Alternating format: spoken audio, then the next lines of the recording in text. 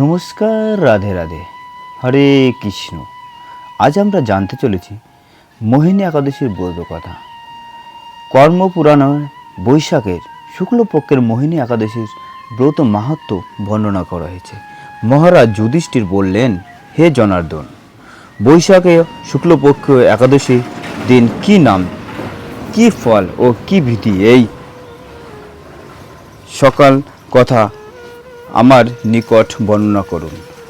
উত্তরে ভগবান শ্রীকৃষ্ণ বললেন, হে ধর্মপুত্র, আপনি আমাকে যে প্রশ্ন করেছেন, পূর্বে এই প্রশ্ন শ্রীরামচন্দ্র যুধিষ্ঠিরের কাছে এই প্রশ্নই করেছিলেন।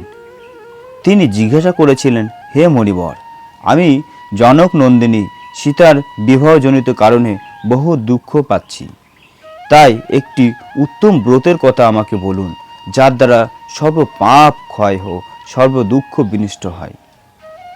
এই কথা শুনে বশিষ্ঠ বললেন, হে রামচন্দ্র, তুমি উত্তম প্রশ্ন করেছ। যদি তোমারও নাম গ্রহণের মানুষ পবিত্র হয়ে থাকে, তবুও লোকের মঙ্গলের জন্য তোমার কাছে সর্বশ্রেষ্ঠ ও পরম পবিত্র একটি ব্রতের কথা বলছি। বৈশাখ মাসে শুক্লীয় পক্ষীয় একাদশী মোহিনী নামে প্রসিদ্ধ। এই ব্রতের প্রভাবে মানুষের সকল পাপ দুঃখ মোহ জাল অচিরেই বিনষ্ট হয়। তাই মানুষের উচিত সকল পাপ ক্ষয়কারী ও সকল দুঃখ বিনাশী এই একাদশী ব্রত পালন করা। একাগ্র চিত্তে তার মহিমা তুমি শ্রবণ করো। এই কথা শ্রবণ মাত্রেই সমস্ত পাপ বিনষ্ট হয়ে যায়। বহুযুগ আগে পবিত্র সরস্বতী নদীর তীরে ভদ্রাবতী নামে এক সুন্দর নগরী ছিল।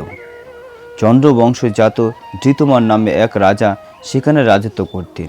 সেই নগরীতে ধনবান নামে এক ধনপাল নামে এক বৈশ্য বাস করতেন। তিনি ছিলেন পুণ্যকর্মা ও সমৃদ্ধশালী ব্যক্তি। তিনি নল, কূপ ও জলাশয়, উদ্যান, মঠ ও গৃহ ইত্যাদি নির্মাণ করে দিতেন। তিনি ছিলেন বিষ্ণু ভক্তিপরায়ণ ও শান্ত প্রকৃতির মানুষ।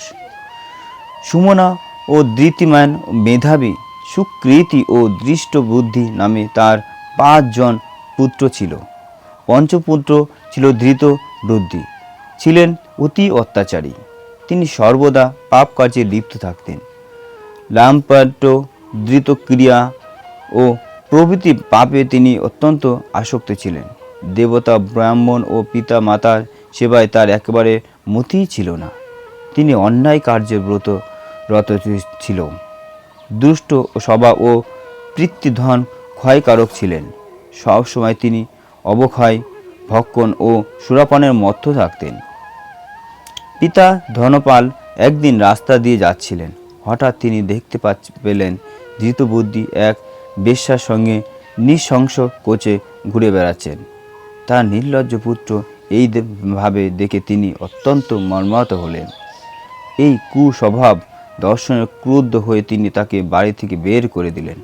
তার আত্মীয় স্বজন ও তাকে পরিত্যাগ করলেন। তিনি তখন নিজের অলংকার বিক্রি করে জীবনযাপন করতে শুরু করলেন। কিছুদিন এইভাবে চলার পর অর্থ অভাবে দেখা দিল। ধনহীন দেখে সেই বেশ্যারা তাকে ত্যাগ করলেন। অন্ন বস্ত্রহীন ধৃত বুদ্ধি ক্ষুধা তৃষ্ণায় অত্যন্ত কাতর হয়ে পড়লেন। অবশেষে নিজের রাজ্যে তিনি চুরি করতে লাগলেন। একদিন রাজপুরোহিত তাকে বন্দী করলেন, কিন্তু পিতা সম্মানার্থে তাকে মুক্ত করে দিলেন। এইভাবে কয়েকদিন ধরা পড়লেও ও ছাড়া পেলেন, কিন্তু তবু চুরি বন্ধ করলেন না। তখন রাজা তাকে কারাগারে বদ্ধ করে রাখলেন। বিচারে তিনি কষাঘাত ভোগ করলেন। কারাগারের পর অন্যান্য উপায় ধৃত বুদ্ধি মনে প্রবেশ করলেন। সেখানে তিনি পশু পাখির বধ করে তাদের মাংস ভক্ষণ করে অতি দুঃখ পাপময় জীবনযাপন করতে লাগলেন। দুষ্কর্মের ফলে কেউ কখনো সুখী হতে পারে না। ধৃষ্ট বুদ্ধির এও তাই দুঃখ শোকে জর্জরিত হলেন। এইভাবে অনেক দিন অতিবাহিত হলো। কোনো পুণ্য ফলে হঠাৎ একদিন তিনি কৌমিণ্ড মুনির আশ্রমে উপস্থিত হলেন। বৈশাখ মাসে ঋষির বর গঙ্গা স্নান করে আশ্রমের দিকে ফিরছিলেন।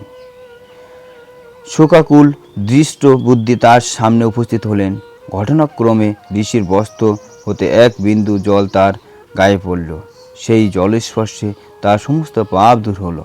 হঠাৎ তার শুভ বুদ্ধির উদয় হলো।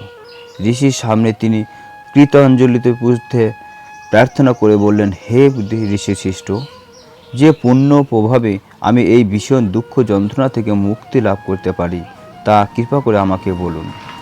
ঋষিবর বললেন, বৈশাখ মাসের শুক্লপক্ষে মোহিনী নামে এক যে প্রসিদ্ধ একাদশী আছে, তুমি সেই ব্রত পালন করো।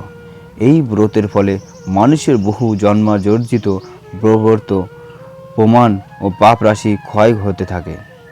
মহামুনি বশিষ্ঠ বললেন, কৌনিণ্ড ঋষির উপদেশে প্রসন্ন চিত্তে দৃষ্ট বুদ্ধি সেই ব্রত পালন করলেন। হে মহারাজ রামচন্দ্র, এই ব্রত পালনে তিনি নিষ্পাপ হলেন, দিব্য দেহ লাভ করলেন, অবশেষে গরুড়ের আরোহণ করে সকল প্রকার উপদ্রববিহীন বৈকুণ্ঠ ধামে গমন করলেন। হে রাজন, ত্রিলোকে মোহিনী ব্রত থেকে আরও শ্রেষ্ঠ ব্রত নেই। যজ্ঞ, তীর্থস্থান, দান ইত্যাদি কোনো পুণ্যকর্মই এতে ব্রতের সমান নয়। এই ব্রত কথার শ্রবণ কীর্তনে সহস্র গোদানের ফল লাভ হয়।